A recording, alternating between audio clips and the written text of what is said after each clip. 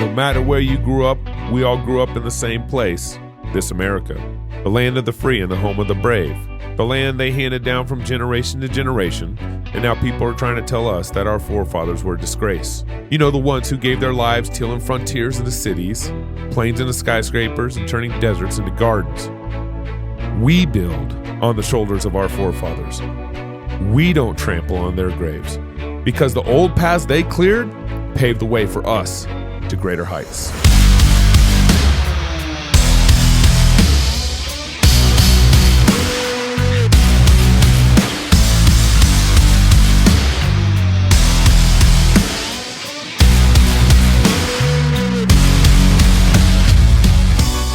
Small government, bold business, faithful families, as we build innovative companies, launch educational movements, build healthy churches, pubs, and businesses, and work with the same determinations our forefathers had to make our country more of what we know as this America. Join me as I go on a mission to find those 21st century pioneers who still believe in this America.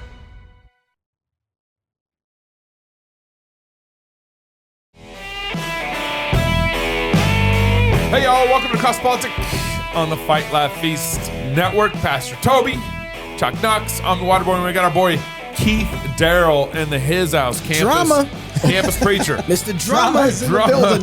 Drama is in the building. Campus preacher, yeah, he's been going around college campuses last semester, and I think it's getting more violent for you, actually. Yeah, I think it is. I think it is. It's increased. We'll talk about that. Well, don't be limited by restrictive networks like Keith. I don't even know what that means. Yeah, you're so close to tying that in well. And then, I like it, whatever it means.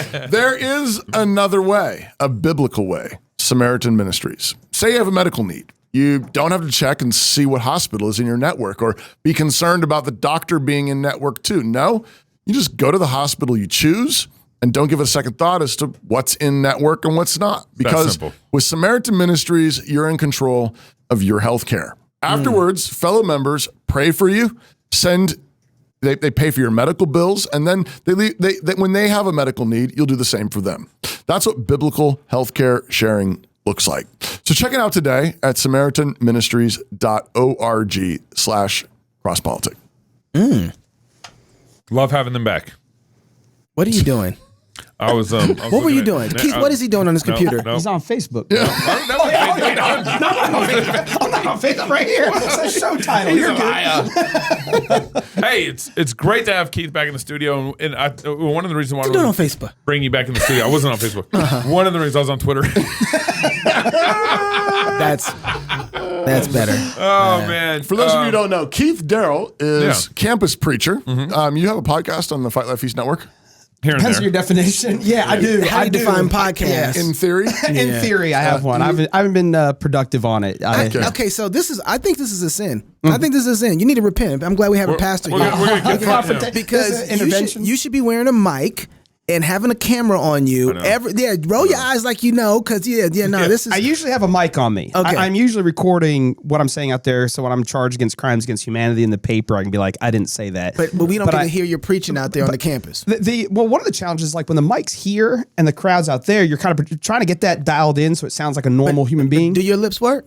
My lips work. Your voice work? Sometimes. You don't know what Mike? You just need a little Zoom clip, man. It adjusts for you. So then you can repeat the question. So that the people on the mic can hear what the person's saying, right? We can do that. I'm just wondering if it's possible. David will produce we it. can figure it out. David will produce it. What do we need to do? I would love for you guys to come out and film something because even things were like, I had that one camera that you've seen where it's like behind me. It's more like a security angle. Yes. I don't know how to set it up. It's a 3D. Touch me from any angle. I got y'all. Yeah, so I do need to figure it out because I do think, well, and even my own hard part is like any sort of self-promotion of like you're preaching. So there's like, because even like I'm not Ben Shapiro trying to own the liberals. You know what I mean? Like I'm trying to preach the gospel who don't believe the gospel, and people are coming out. And part of the reason I love what I do is a bunch of people show up to go get the bleeping white male who's a racist, sexist, homophobe. I didn't know that about you. Who aren't going to step foot in Campus Crusade for Christ, RUF, or one of these other campus ministries or a local church. Right. But then next thing you know, they hang out for 2 or 3 hours or asking questions. And I get it. They love racist white men. So Keith is a Christian nationalist. That's what they think. That's what they think. Yeah. That's the operating assumption. So I have that going for me, which helps draw people to me, actually. Yeah, well, you need to be recording that. Whatever you need to figure out to get that done. It's awesome. Because So Keith, you've been out preaching. Yeah, since January. Yeah. Okay, this spring. Is this the first time out since all the COVID stuff? No, I've been out for the last 2 years. So last year was like pure chaos, almost like demonically insane. Like we'd have huge crowds, but it really was like Paul and Ephesus. One would yell one thing, one would yell another, and no one knows why they had gathered. It really was just like, like people coming out of COVID. They were in like really insane. Yeah. And this year, finally, what's really interesting was October was when I felt like starting hitting a groove of even myself communicating. So, you show up, things I would say pre-COVID, I would say, instead of being hit with a 5 emotionally, they're like a 9 or a 10. People just lose it. You could kind of feel the angst and the tension that had built from being cooped up for a year or whatever. Yeah, and whatever that does to people and even just whatever they think is going on socially. But it was actually, I was at University of Kansas last October, and a girl with the blue hair was just haranguing me. And I ended up throwing high heat to get her to go away. That's what I thought. She said something about the Bible's being unjust because it allows you to stone an adulterer. And I say, actually, I think that's a great thing. And the reason that is because if we're willing to put to death someone who commits treason against the state, how much more a man who commits treason against his family? Rips apart his wife, rips apart his kids, rips apart another family, and she just shut up and sat down and listened for another 2 hours. And the thing that was and the thing that was amazing to me is I was hoping, go away. I'm so tired of dealing with you. Here you go. Because I thought I was all nuanced. You're like, that's it. I'm just gonna preach harder. That was basically it. I will throw the ball harder now. And she sat down. She sat down and she was like, okay, yeah. I want to hear this person. I want to hear this more. And then even as she sat down, I remember another girl sitting there. She brought up a patriarchy, just kind of went through. We all know we're in a patriarchy. And that's why, and I said, I made the comment, that's why all the guys go after girls with daddy issues. And that's why 70 or 80% of our men in jail come from fatherless homes. We all know we're in a patriarchy. It's either healthy or unhealthy.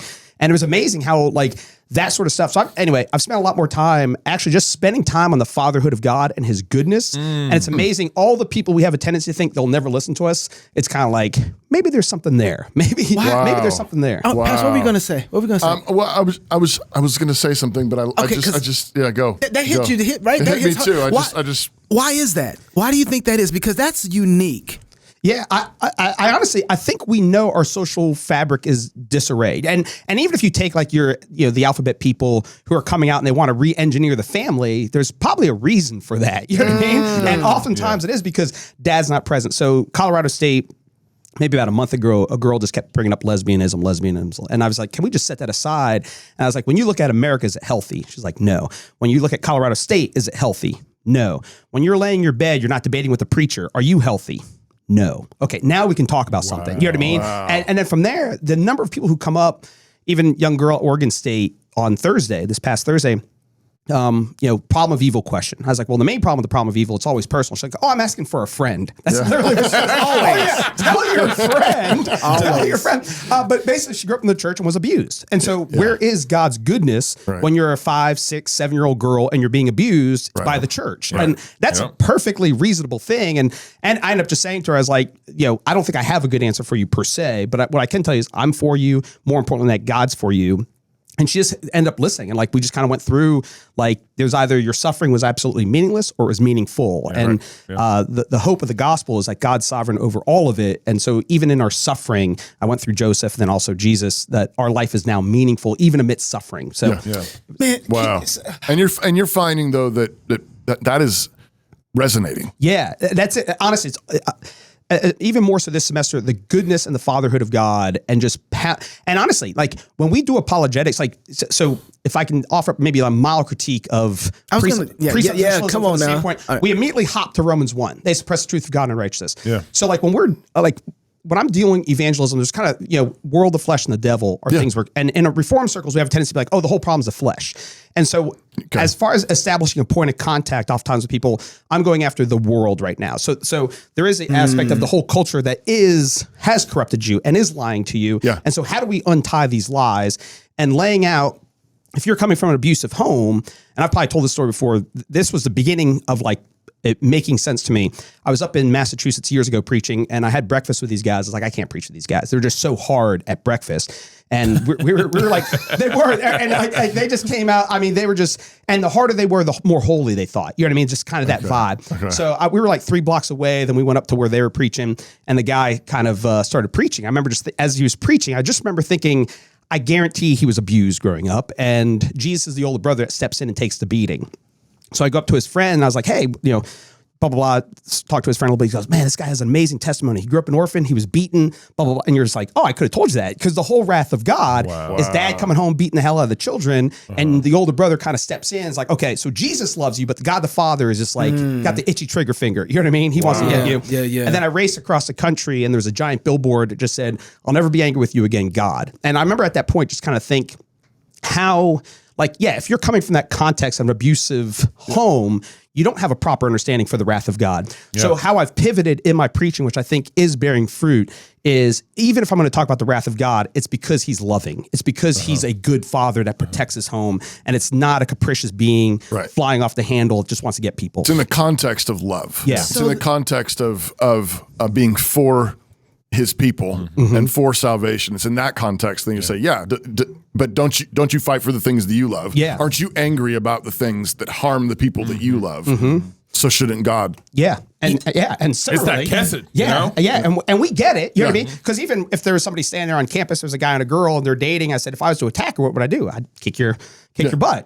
Why? Because you love her, because you hate. And even that aspect, like, love is difficult when there's real evil in the world. You know what I mean? Love's easy when we're all getting together, but how do we love our enemies? And it's when someone comes in to harm your family, the love of a father will compel him to protect and pour his wrath out. So any aspect of God's wrath has to be set in the backdrop of creation, God's goodness. So it's not like, so even just showing up, start preaching about hell.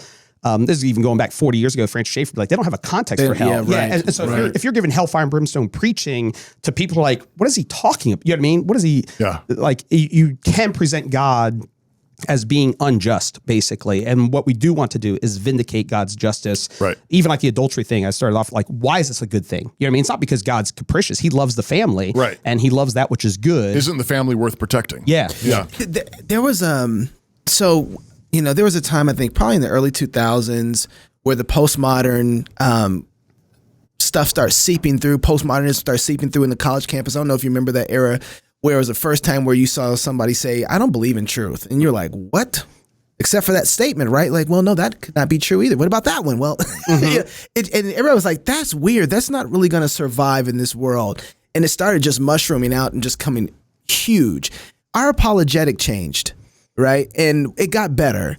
Do you think our apologetic is changing now so that we're understanding, we're being able to speak better into a because right now with fatherhood, father hunger is a forefront of everything. I've never seen so many people having the conversation, well, if you fix the family, you fix everything else. I'm like, you're an atheist and a pagan. Why are you guys saying that? It's the first time I've seen that, where it's permeating everything. Do you think our apologetic is getting better, where we're able to say, oh, this is a great opportunity to lay out the Godhead and the culture and the way it's supposed to be? Or is that really the collapse of society? Well, I think our society's collapsed. I don't think our apologetics getting better from the standpoint that doubling down, in a sense, on the intellectual component of the gospel. And it's hard to lay out because because there's almost like more counseling, if that makes sense. It's like really listening to people, and like, even, it's an easy layup, but, oh, my friend, I'm asking a question about my friend. Like, this is all personal. You know what I mean? And so when people are asking you a question, trying to understand, out of the overflow of the heart, the mouth speaks. And so when they ask me about the resurrection of Jesus, that might be an intellectual question. But when they're asking about the problem of evil, and they bring up certain things like, how do you know? And the justice of God, like, these are all personal things. And so if I have a major gripe with Toby, and I'm making an accusation to his children about him, you're just like, okay, what is really going on here? And I think we're failing in apologetics from the standpoint that often it's almost like just addressing the question rather than, okay, what's driving the person that they're raising this objection. And so like, that's what I mean. Yeah, because the presupposition apologetics, we get into it, we understand what the presuppositions are, and then we argue about the presuppositions. And what I've started to understand is like, me understanding presuppositional apologetics isn't necessarily for the other person. It's actually for me to be able to create a rhetoric that points them to a place that's like, oh, I was arguing with somebody before about, they said they don't believe in God. They don't believe there's anything they can't see. And he had a girlfriend. well, the presupposition is like, so the love that you have for her isn't real. And so I said, well, what would you feel about if she had started having a relationship with another guy? Oh, I would be upset. Well, what? There's nothing real between y'all, right? So it doesn't really matter. And all of a sudden he was like, whoa, hold on. I don't like that reality. And so I was able to use that to communicate to him that what he was saying really wasn't true without, well, you believe in truth because you just made a truth statement. That's one, you know what I mean? Yeah, and that totally misses them. You know what I mean? It really is almost like just talking another language. And even one of the things I've found is very rarely do I debate the existence of God. It's all, what is God like and can I trust him? So I spent a lot of time in 1 John 1. God is light. In him there is no darkness. And your mom and dad and your friends and the guy that used you and the girl that whatever, like there's darkness in them. Yahweh's not that way. He's pure light and he can be trusted. And I feel like much of what I'm seeking to do is much more, again, just going back to the character of God, because it's interesting. Very rarely do I have a debate, does God exist? Yeah. There might be like that truth component, but everybody, I mean, even that, like they all know they're making truth claims and stuff like that. But it goes back to that personal component. Like nobody cares that 2 + 2 = 4. Because that's an abstraction. But the minute your budget doesn't add up, everybody cares about 2 + 2 = 4. So when we're showing up thinking that they just want to learn math and we're trying to answer that, you're like, you're totally missing because their budget's not going to work at the end of the month. Right. And that's what they're really worried about. And so how do we address all of that? And I feel like that's much more of what I'm seeking to do. Talk a little bit more about, I found it fascinating. You broke out a little while ago, the world, the flesh, and the devil, and said, a lot of times maybe presuppositionalists camp out on flesh. And then you said you've been focusing more on the world. Mm-hmm. Can you flesh that out a little bit more, just in terms of like what are those categories? How do they help you think about addressing the needs of college campuses? Yeah, really good question, because it's this. So when your average student on campus generally does not think the problem's them. It's somehow systemic. And so oftentimes conservatives are like, oh, no systemic problems. No, there's systemic problems. Right. And there are bad laws, and we do have bad structures. And so as a Christian, like it's I think I'm basically stealing this from John Framer, maybe Rushdoony, is that the one of the main problems with idolatry is the unbeliever absolutizes something in creation rather than kind of having some level of harmony between the world, the flesh, and the devil. And like, it's difficult to be like, okay, which one's which and stuff like that. And oftentimes as I'm interacting with somebody, like I was at Oklahoma a few weeks ago and you're just like, this dude's demonic, so it's demon possessed. And so it's kind of like listening to him. And one of the things in that context was just the pure blasphemies coming out of his mouth, an attack on God's character. You're just like, this is a satanic attack. This is, I don't believe God exists and sinfulness. And he just loves his lust. So when I look at my culture, I see them broadly willing to grant systemic problems. And as Christians, I'm like, yeah, that's the world. And there are systemic problems and there are gods over that abuse you, lie to you and stuff like that. So to me, that's my point of contact. And then from there, it's interesting because even once you begin to lay that out and you almost get an audience, then you kind of even just ask them like, if instead of me being out here preaching, if your thoughts are being projected up here for the world to see, is anybody going to walk by and be like, you're a fantastic person? And they're often like, no, you know what I mean? But instead of just attacking them there, it's like, hey, here's our point of contact. And oftentimes they have been used and abused by the world. And so, I see. And even what we're seeking to do, like even believing in truth, it's like the truth sets you free when you're willing to grasp the realities of even like the lies that you've bought into. And like if you go to a bunch of pagans who've been abused, there's the world, the flesh, and devil are all conspiring against the Lord, and we're coming along, we're trying to pick this thing apart. Like it's a lot of work, but at the same time, it's rewarding work because we can show them that no, once you're willing to admit the truth, you can actually be free from A, B, C, F, G. All these things that are using and abusing you that are actually lies, the truth sets you free from that. You can be free men and women. And there really is like, even like in Revelation, I think it's 21 or 22, where it talks about the trees with healing for the nations. It's just like, I'm going to you guys with healing. And I feel like oftentimes, especially when I was younger in the Lord, the preach was much more like, get your act. It was almost like get your act together. It wasn't so much the healing of the Lord. So that's kind of been a little bit of the pivot that I've. So the world is my connection point. You're saying you can find a place that's relatively quickly you can agree with, kind of like common ground almost. And the categories that are being used about systemic whatever racism or oppression or the patriarchy or those kinds of things, you can use that as a starting place to agree that there's evil. and then from there begin to expand that category of evil, which includes the flesh, includes the devil. Yep. Includes they have personal sin. Their thoughts have not all been pure. If we project them out on a screen, is everybody going to think you're a great person? But by doing that, then you're setting up like, so what are we going to do about this evil? Yeah. And that's what, and even just something like a basic rhetoric I'll almost say every day is, I don't care if you're right wing, left wing, everybody knows the world's broken. And what I'm offering up is, here's the root issue. You know what I mean? Really. And the remedy is actually a crucified Messiah. You know what I mean? Yeah. A Jew that was hung upon a tree. And even one of the things I've been bringing up a little bit, because like the closest thing we have in our culture that would bring like the shame of the cross would be like the lynching tree. Yeah. And so like, imagine a black man going like, the hope of the world's that man who was lynched on a tree. You're kind of like, how's that going to fix these race relations and stuff like that? And I'm going out there saying this murdered Jew 2,000 years ago, his death, his burial, his resurrection is fixing all these things that we've turned on its head, and so that's what we're constantly trying to pound home. What's the response? I mean, I know you've been giving us several other things, but I mean, when you get to that point, you say, okay, it's this lynching tree. Yeah, it's this crucified Jew on a Roman cross. What are you getting in response? And like I am trying to like make it harsh. I'm like a murdered Jew, and it is like, and they're like, that's so harsh. It's like, the remedy to sin is harsh. You know what I mean? Yeah. And what is amazing is, again, I don't want to paint a rosy picture. There's plenty of people that don't like me, but what I found is like people listen. They know something's deeply wrong, and more so than I feel like 20 years ago. It's almost like COVID did. It really screwed up the world, but it's like. I don't know. I just feel like people are more aware of sin.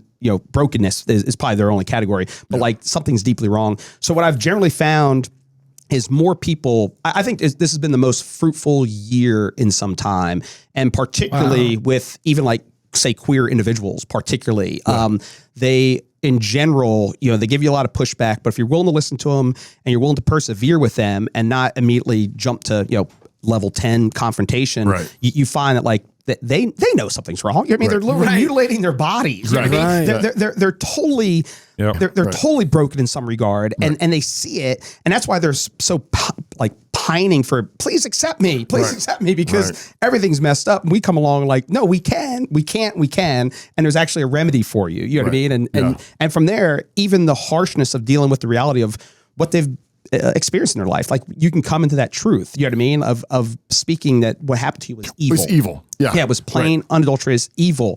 And the way forward. And Christians can do that in a way that no one else can. Yeah. Like, no, it's like, this is not just kind of evil. This is not just relatively evil. Like, it's absolutely evil. And you know it. Yeah, And the person who did that, God's wrath rests on him. And remember a few years ago, who's the gymnast, that doctor that abused all those gymnasts? Nasser. Larry Nasser. Larry Nasser. And if you remember, one of the dads was like, can I have 5 minutes with him? Judge like, can't do that. Gets him down to like 30 seconds. The judge's like, I can't do it. He bolts to go after him. And even the cops tackle him. They're holding him down. And they're all saying, we understand. Right. And like when the wrath of God's presented in that way of a God who's protecting, and they can understand that, and we can sit there and no, the person who did that, God's wrath rests on him, and yet the hard part is there's also a gospel for that person. Right. You know what I mean? That's where it all gets. For both of you laying on the floor, the cops surrounding you and him. I remember meeting a guy on campus a number of years ago when I was out preaching, and took him out to the bagel shop here in town, and this kind of really rough background, philosophy major, but sort of smart guy, but just really rough. I remember asking him a question. I said, so if some little kid gets murdered, and I was pressing the notion of justice, but I just said, at what point would you tell the family of the little kid that was murdered, okay, justice has been served? At what point would you say it's done, it's finished? And he said, I don't know. That's a great question. I have no idea. That's a great question. I have no idea. But it's like, because like, what are you measuring it against? What's the life of this little one worth? Yeah. And at what point would you say, so if the justice system says 20 years, if the justice system says life in prison, at what point would you say justice has been served? But I think justice raises that kid from the dead. Yeah, right. Yeah, right. But I think and you could say or forgiveness. Ask a question about forgiveness. Like when are things put back right? Yeah, when are things put back right? And but I think those kind of very very practical situations make it, like, again, back to your point about like 2 + 2 is 4, like nobody really cares about in principle, in the abstract. But as soon as it has to do with, well, what about your kid? Yeah. And that's what the gospel's personal. The universe is personal. And that's the problem with the problem of evil is it's personal. And even our own sin is we're going to be judged for it. And we're knowing the fear of the Lord, we seek to persuade men. And that's, I think, where our apologetic always needs to, like, how do we go to this person and bring the gospel to them? And obviously there's an element where I'm publicly preaching. It's not absolutely personalized to everybody out there. Sure. But you have that element of, I am trying to get into like nitty gritty of real world sin and not just an abstraction of truth. It gets there pretty quick. I've been out there. I've been out there a lot. Haven't been out there recently, but been out there. It gets personal real quick, especially when they want to use argumentation about like, well, I was the one abused, right? And then they start going through.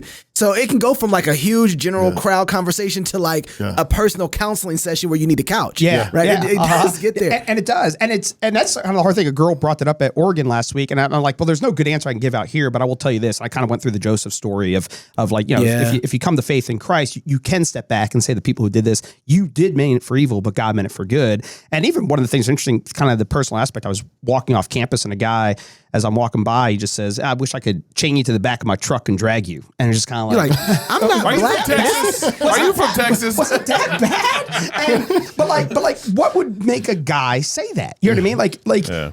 Honestly, like, I don't think I would Did he ever really wanna- tell you that? Yeah, he said that to me, and it was amazing. You know, everything about the guy reeked of Oregon, so you know he's progressive, you know he's open, you know, and like, but out of the overflow of the heart, the mouth speaks, and it is like an amazing thing. We're just like, but like, and from there, like, you know, I don't think I was provocative in return, but I don't think I had a good gospel answer. I kind of wish I would have been like, what are you doing now? You want to go get a beer? Like, you know, and just heap hot coals on his head. And because I had a buddy of mine, and what made me think of it is one of those things, like right afterwards in college, I remember some guys, like, I don't know why, they wanted to try to fight my friend. He's like, I'll be right back. He ran into Wendy's and bought them all Frosties and comes out, starts sharing the gospel with them. Like, I'm never challenging anybody to a fight again because they might tell me about Jesus. so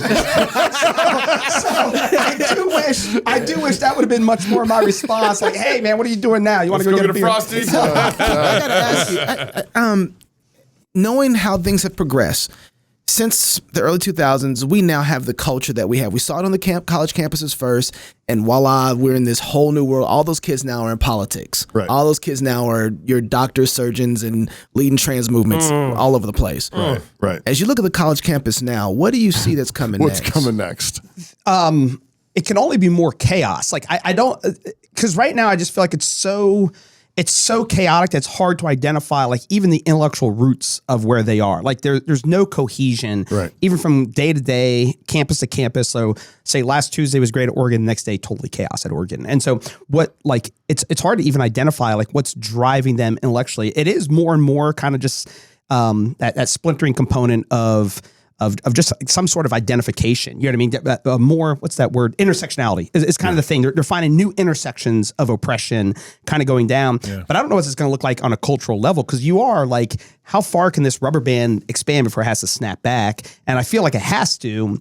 But it's just not. I would have thought it was 10 years ago it had a snap back, and it's still not snapped back. I mean, if I had to guess, I think it's going to get more chaotic, like the point that you're making, because if there's nothing holding it together, there's no cohesion. I mean, for so long we've been living off of Christian capital, and so even when people were saying crazy things, they didn't actually live consistently with their what they were saying they believed. But more and more people are just actually swallowing the whole reductio and saying, no, nothing holds together. Nothing really is. You know, we create our own reality. We make our own meaning to life, which it makes the world fly apart. And that chaos can only turn into more mobs. I mean, I think my guess is that what we saw in the post George Floyd riots, the Chaz in Seattle, or whatever it was, CHOP or whatever it was called, the burning down the police stations, what happened in Minneapolis. I think that's the preview. I think that's the preview to the main event. And then what happens? I mean, historically, what happens is in the course of that kind of chaos, suddenly everybody becomes open to a dictator. Someone to give order. A tyrant. So this is strong man. This is why the early American fathers despised the word democracy. As far as they were concerned, democracy was the equivalent of anarchy.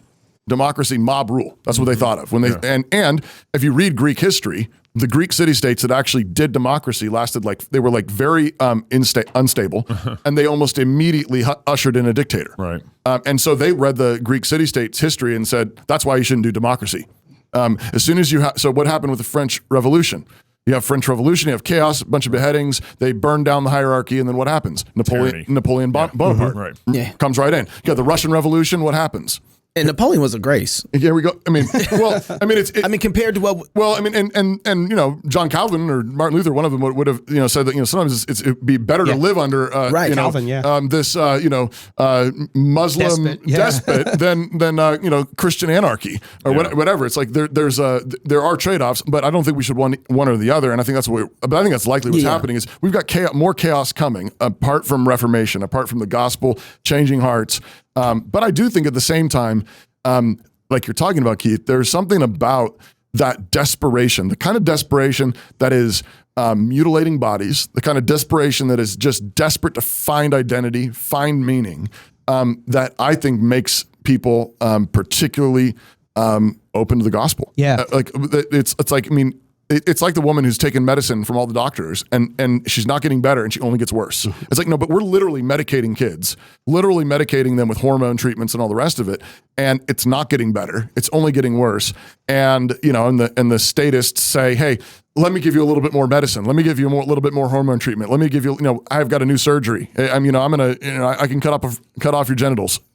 This will make you feel more like yourself. And it really is, I think, an opening to say, you know what, the root cause of this is that you've been separated from your father.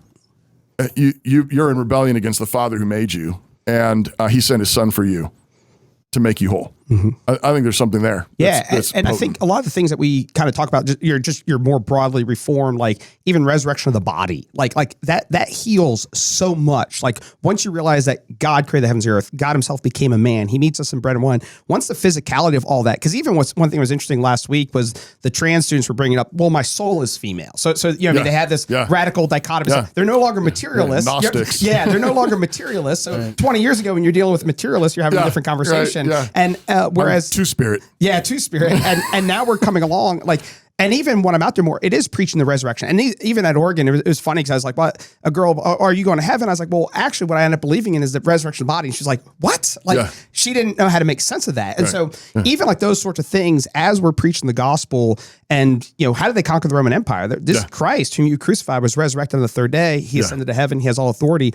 And pounding it home, and as you're talking, this is kind of going back a little bit, because one thing that's crazy on the chaos coming on the pike is now they're just like, oh yeah, abortion's murder. Yeah. You know what I mean? Like 5 years ago, it was it's a choice, it's not a life. Now it's like, it is, but we kill people at times. Yeah. And so anyway, that's one of the crazy things. Yeah. But and I do think, like, again, I'm a street preacher, so I'm throwing high heat, but I think communities that are really gracious, because I think a lot of these people they do need to spend time with you. You know what I mean? You got to invite them into dinner. Like I always think of Rosaria Butterfield, where she talks about having 500 meals with a guy. Like, are you willing to have people over 500 times and share the gospel with them? Or do you think I got to get it done overnight? You know what I mean? I'm a street preacher. I'm kind of hyper evangelism in that way.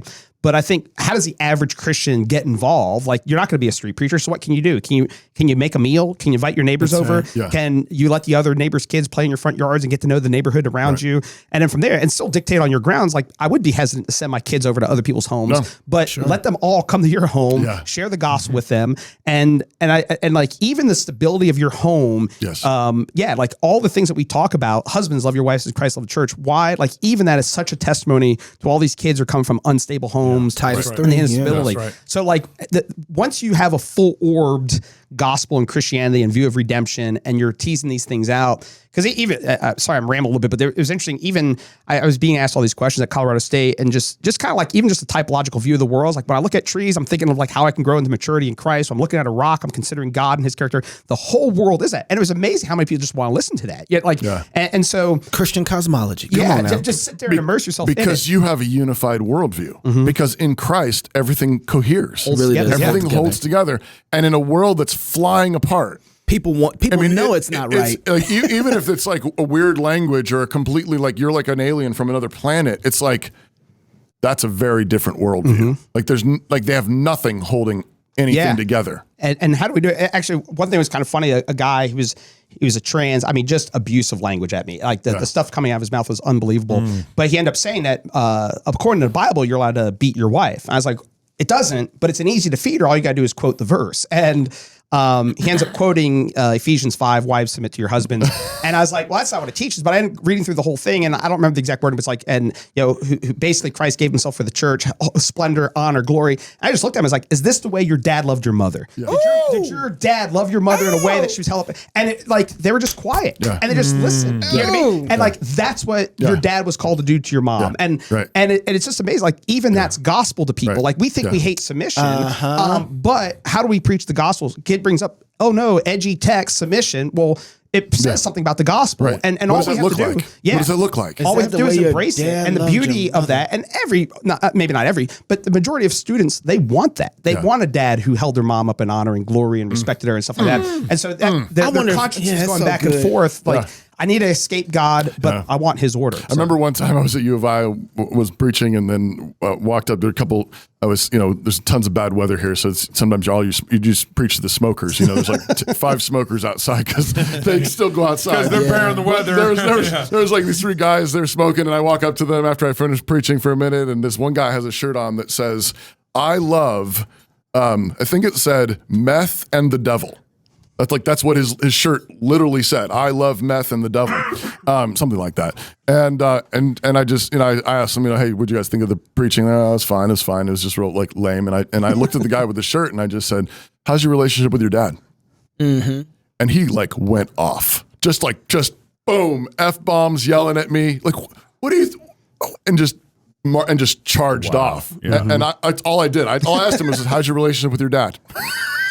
And you knew that because of his shirt. Yeah, but he was like, the shirt might as well have said, "I have daddy issues." Mm-hmm. I hate my dad. My dad hates me. I mean, that's basically what that means. Well, and here's what's crazy. I've got a number of friends who are public school teachers, and all the kids that are transitioning in their classes, have broken families. Yeah, of course they do. All of them do. Yeah, of course they do. And we've had this father hunger problem for decades, and it's just getting worse. Mm-hmm. It's not getting any better because we aren't turning to the gospel. We aren't turning to what is actually going to solve the father issue, and fathers aren't repenting. Right. Like that's And so what's next, fathers? You're gonna bastardize your children. You're gonna break down your families. What are you gonna hand over your kids to next? Right. Yeah. Like they're cutting their bodies up. Right. What's next? But that just means our job's really easy though now. Right. Yeah. Because a man who loves his wife, like you say, is that how your dad treated your mom? He knows that wasn't it, and he wanted it. Right. Mm-hmm. And we know that's what they really want. And it's this is like, I keep thinking Titus 3, the light that shines forth out of the home really is the best argument that we really do have. Yeah. Everybody's like, I want that. Yeah. I wish I had that. Yeah. I'm hungry for that. And being able to have the wisdom to be able to say, I know that's what you want, and you get that in repentance through Christ. It makes our job so easy to be able to preach the gospel. Mm-hmm. Keith, I'm sorry, were you going to say something else? I was just going to say too, I mean, I think one of the things to keep in mind in all this is and I know you deal with all this, Keith, but I think for people to remember there is that world, flesh, and devil thing, I think is really helpful way of thinking about it. And I think it kind of, it coalesces well or kind of connects well with Pastor Doug's always made a distinction between apostles of the world and refugees of the world. Yep. There are apostles, and they're trying to convert you to their paganism. And they need the high heat. They need the mockery of the prophets of Baal, and we need to protect our children and our families from the apostles. But you have to recognize that a whole bunch of these trannies, a whole bunch of these alphabet, groupies, really are refugees. Mm-hmm. And that's part of, they really have been mistreated by their dads, by their parents. There was adultery in their home. There was abuse in their home.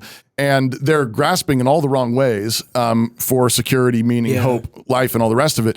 And we really do need to be ready to come alongside them and welcome them in. And it's going to be messy. It's going to be really messy. Yeah. But we've got to do that. And having that element, like I just think I've only said it a couple of times, not that it just becomes a cliche you roll out to people, but like, just looking someone in the eye, like, I'm not against you. Cause like their whole assumption is like, I hate them. You know what I mean? And the subtle irony is they hate us. You know what I mean? But, and I'm like, no, I really don't. I'll take y'all out to dinner. I don't care what it is. And it's been, I don't know, impressive is not the right word, but I've been surprised at how just like how that just lets down their arms. Like, oh wow, he's not against me. He's willing to sit here, talk to me, hang out. And that's what we need in the gospel. And if we're not willing to do that, and I think that's where sometimes like, before the show, we talked a little bit, some of the national stuff. I feel like we want to get somewhere where it's like, and if these people are in our way, we just got to run them over, where it's like, no, we got to bring them on board in repentance and faith. The first time, I've told the story before on the show, but it actually connects with what you just said. But the first time I met you, was on campus, U of I. You were preaching. We hadn't met yet, and my assistant Ryan Handerman, who's now associate pastor at Trinity,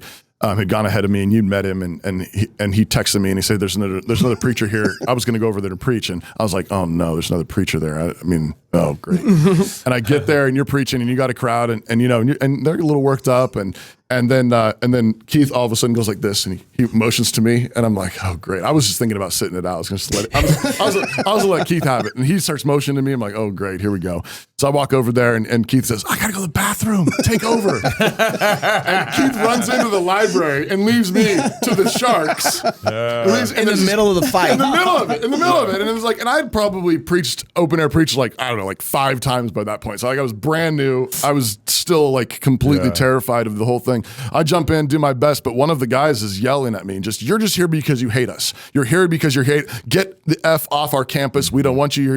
And I said, no, I'm not. I'm a pastor. I live in this town and I'm here because I care about you. I said, what's your name? He said, I'm not telling you my name. I said, come on, tell me your name. And my name's John. Fine. I'm like, John, can I take you out for a beer? And he's like, okay. I said, I want to take you out for beer after this. He said, okay. And we did. And I went to his house actually and had a beer out front of his house and around a campfire. And turned out we had a bunch of connections. Like his daughter was in my son's class at Logos. It's a small town. It's a small town. That can happen. Keith, what's your website? When's your next podcast? www.campuspreacher.com. www.campuspreacher.com. And then my next podcast, I got week. Yeah, this week. I'll drop one in the hopper. We'll do it. You heard it here. If you're single, get married. If you're married, have you some kids. And if you have kids, go baptize them. Until tomorrow, love God with all your heart, soul, mind, and strength. Love your neighbor as yourself. Go fight, laugh, and feast. This is Cross Politic.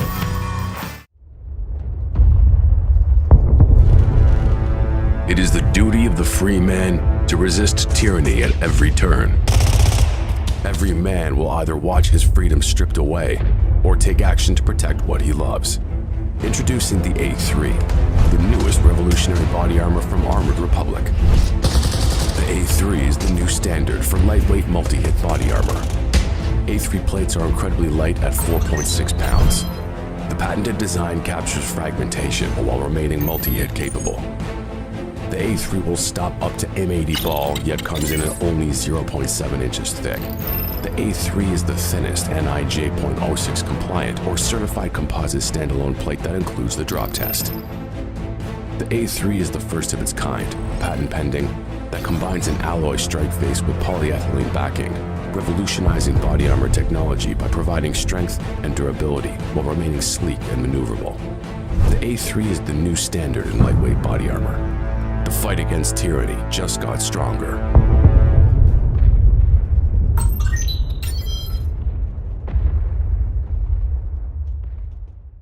The Word of God is living and active, sharper than any two-edged sword, piercing to the division of soul and of spirit, of joints and marrow.